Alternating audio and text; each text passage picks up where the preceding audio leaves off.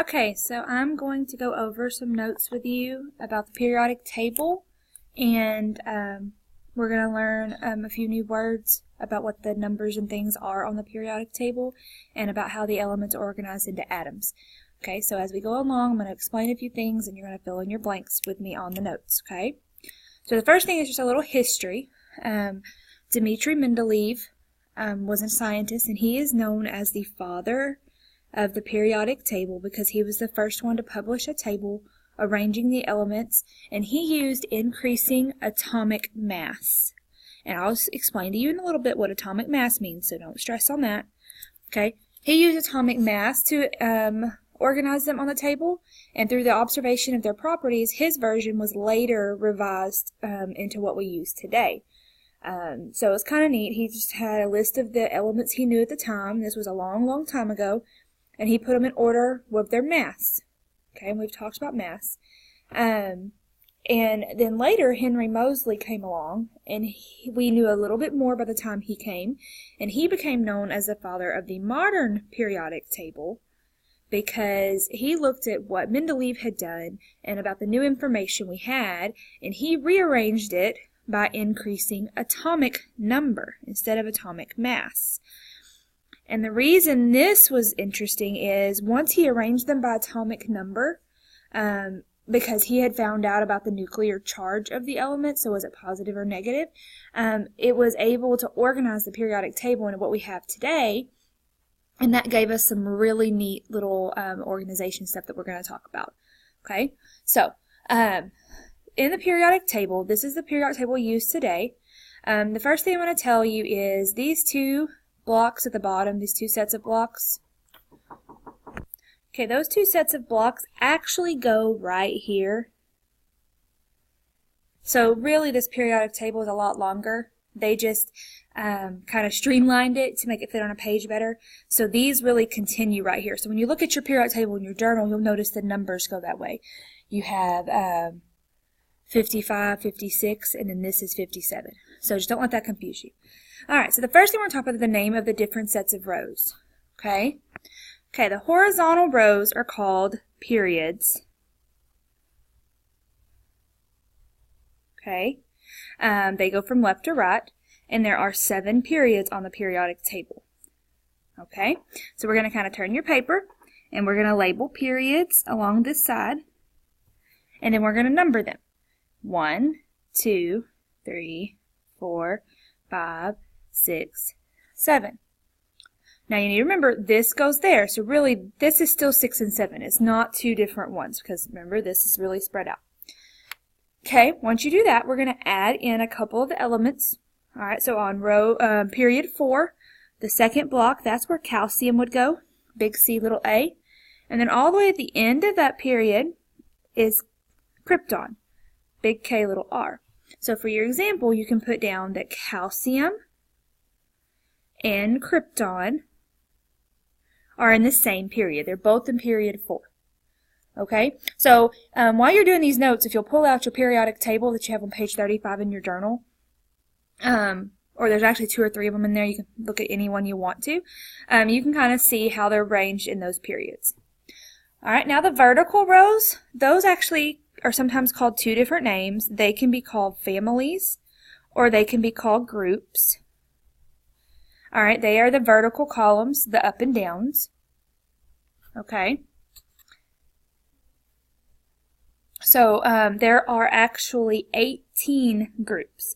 And this gets a little more complicated. On your periodic table in your journal, you'll notice there's actually kind of 2 sets of labels for these, and you'll learn about that in 8th grade. So we're going to go back up here at the top, and we're going to write groups. And we're going to number those all the way across the top.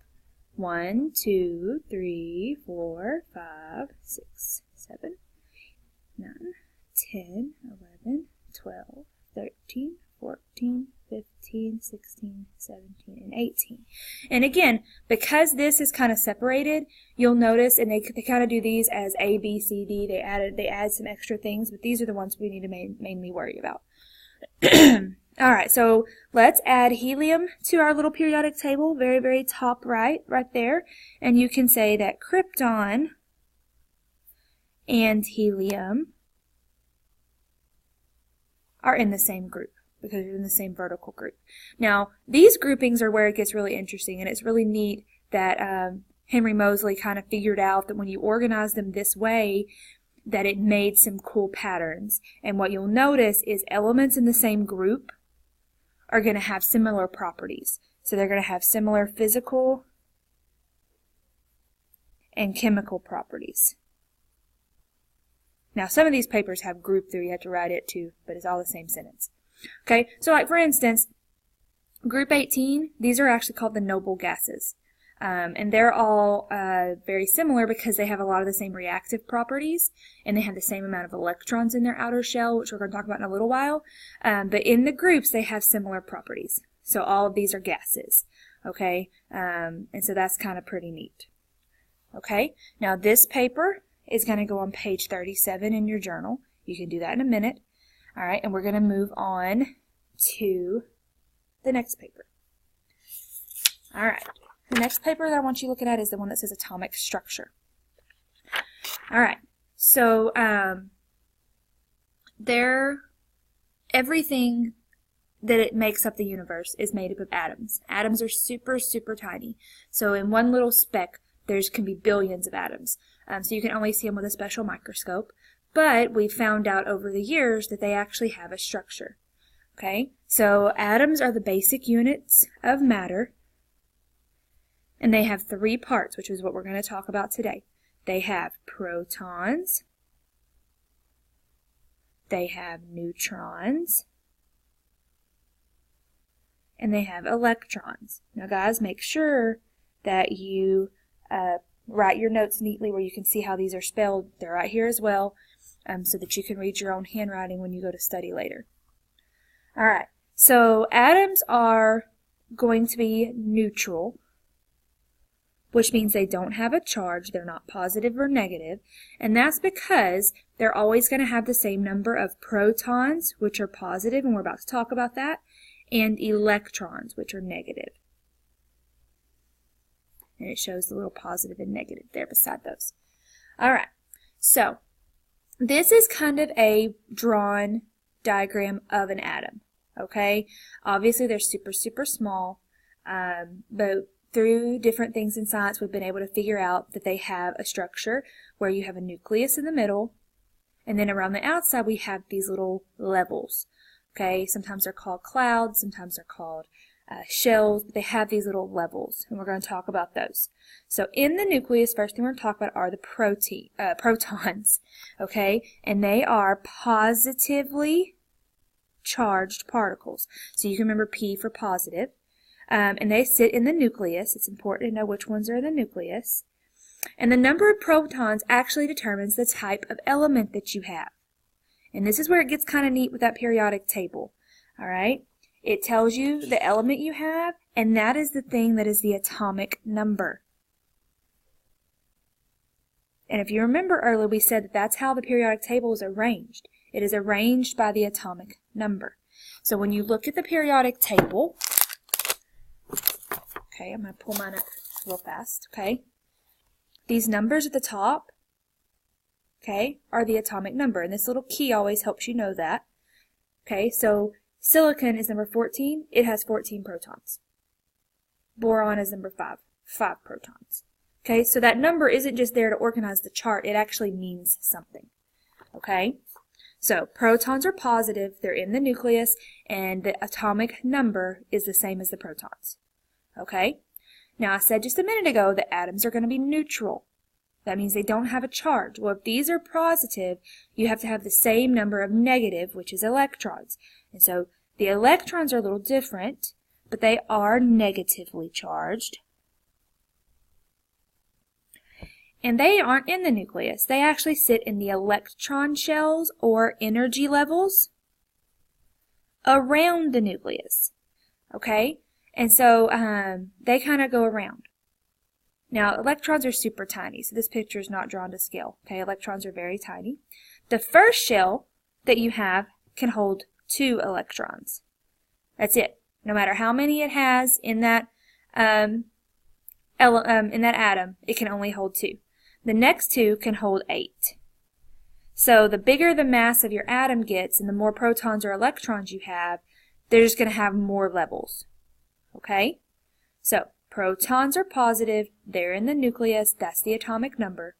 Your protons and electrons are always equal. Okay? So you see up here, 1, 2, 3, 1, 2, 3. Okay? So they're always equal, and they're arranged in these little levels. Okay? Now the other thing in the nucleus are the neutrons, and they don't have a charge. They are neutral particles that are in the nucleus. So they have no charge. They're not positive or negative. They're kind of like nothings. Okay? So you can remember neutrons, neutral. Sounds the same. All atoms except for hydrogen. Hydrogen is kind of special. Okay? Will have both neutrons and protons in the nucleus. Hydrogen only has a proton. It does not have a neutron. It's the only one like that. Okay, now in a minute I'll tell you how to figure out the number of neutrons, because it's not as easy as just looking at a number on the periodic table. Okay, so protons are positive. They're in the nucleus. They come from the atomic number. That's where that number is. Same number as the electrons. Okay, and then the neutrons, we'll figure out in a minute how to make them, but they are neutral, and they're also in the nucleus. Okay, now we have a little U try right down here at the bottom. And now I just told you the protons is the same as the atomic number. So if the number of protons determines the element, what element does this atom on your picture represent? So if there's 3 protons, that means the atomic number is 3. So if you get your periodic table and you look for number 3, it's right there, lithium. So this model was representing lithium because there's 3 protons. So we know that because of the 3 protons, that's the atomic number. Okay? Alright, last page is going to be about elements and how to read those boxes in the periodic table. This gets a little tricky, so you're really going to need to pay attention, okay? Alright. So first off, at the top, we're just going to have a little background for review of vocabulary words. Elements are substances that cannot be broken down into simpler substances by chemical means. So when we talk about the fact that these are in the form of atoms and they have little parts that make up the atom, it's really not a substance anymore. A proton isn't a substance. Every single element on the periodic table can be broken down to protons and neutrons and electrons. But once you do that, it's not actually a substance anymore. Okay, so elements are the last thing that you can have a substance, okay, that can't be broken down to make something else. Alright, so an element is composed of atoms. So you can have an atom of oxygen, an atom of hydrogen, an atom of aluminum that have the same atomic number. So if you had a bunch of atoms and they all had the same number of protons, same atomic number, then they're all going to be that same element. Alright, so each atom has the same number of protons in its nucleus. So just a minute ago we were looking at lithium and it had 3. That means every single piece of lithium, every atom of lithium in the whole universe has 3 protons. And it's number 3 on the table. Okay. So now we're going to talk about the boxes on the periodic table and what each little part means. So we've already talked about this top part. And guys, sometimes the tables look a little different, like it'll have this in the middle, like the one in your journal. And sometimes these two are switched. They'll put the number above the name. That's how it is in your periodic table too, but it's still all the same parts. So the first thing we're going to talk about is the atomic number. That is the numbers that they are sorted by in the periodic table. Every element has a unique atomic number.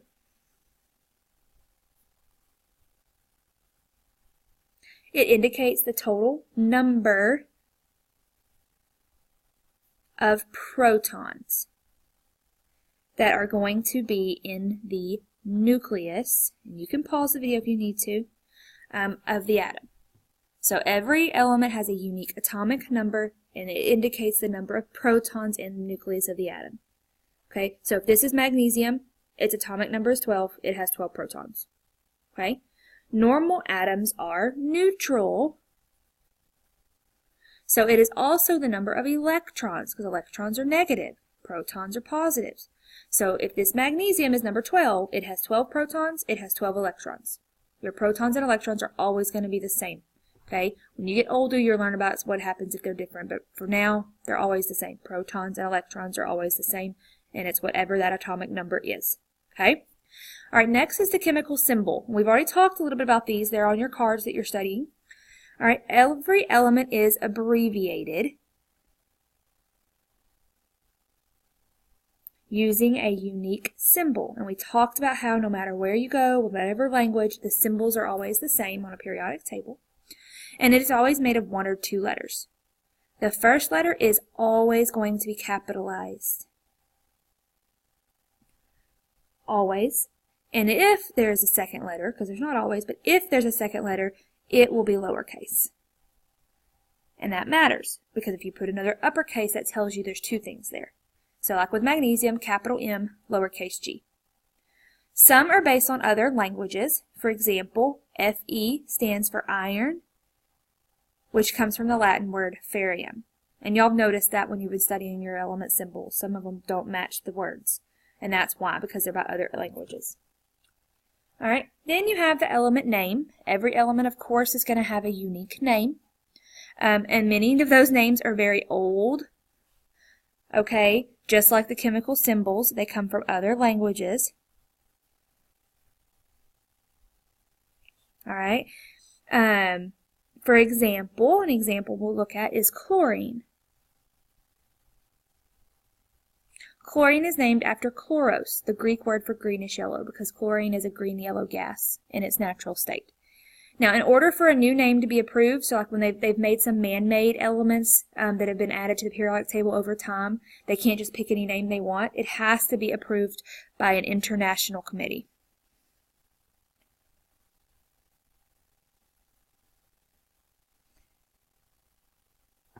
Okay? Now, like they've had some that are Einsteinium and Americanium. They're just named after whoever found them or created them gets to pick a name, but it has to be approved. Okay, here comes the atomic mass. This is the part that's probably the trickiest for everybody.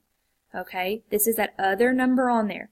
And remember, on your periodic table, there's always that key at the top that reminds you which one is which, but you can also see the atomic mass is always going to be a bigger number.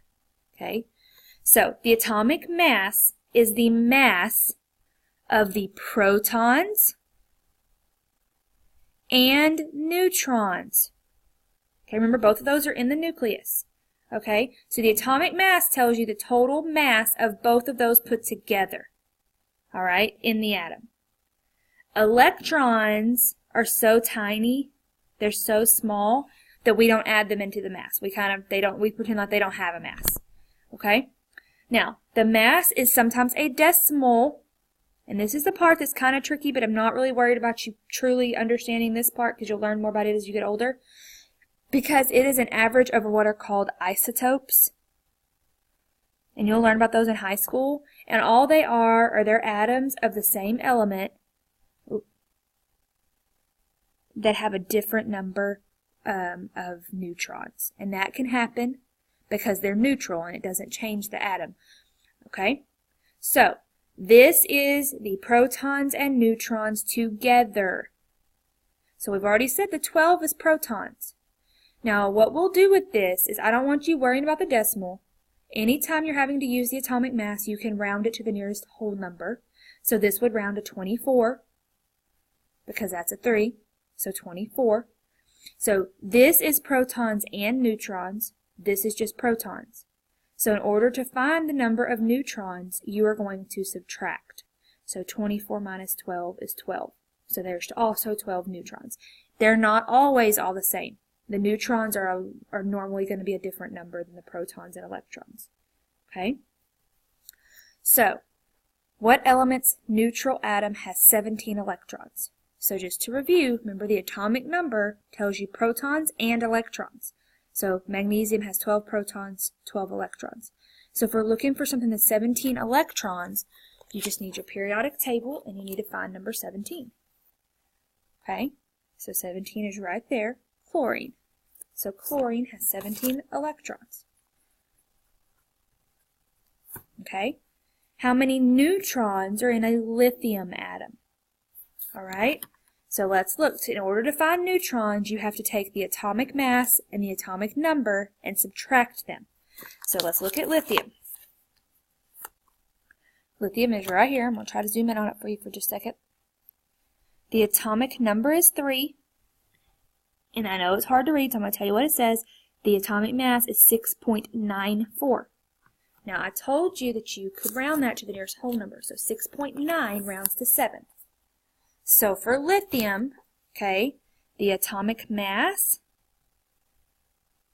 is 7.